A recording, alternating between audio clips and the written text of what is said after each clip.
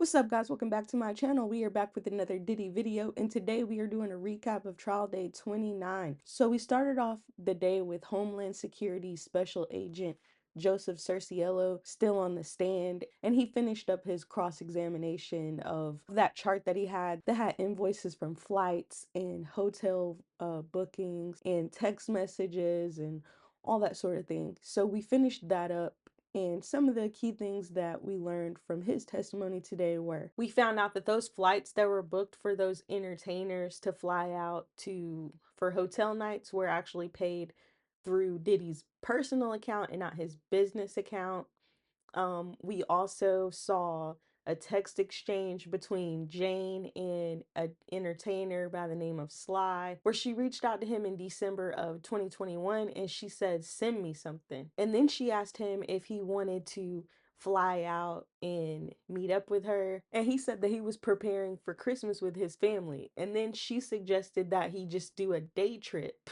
So I guess they were trying to show that she was meeting up with these entertainers on her own and there was like no Diddy in sight. So we saw some text between Jane and Diddy where he was trying to keep the entertainers a secret from his staff. Like he was trying to keep them from crossing paths. And there was another text where he said he told Jane that KK can't find out. So, they need to be discreet because I guess he didn't want them knowing that these what they called the Wild King nights were a lot more wilder than what they thought. They showed a text exchange where Jane was setting up a hotel night on her own, and then she told Diddy about it after she got it all set up. Like she reached out to the entertainer on her own, she got it all set up, and then she reached out to him. And of course there were more freak off videos showed, this time by the defense, and these videos were of Jane from around July 31st and August 1st of 2024,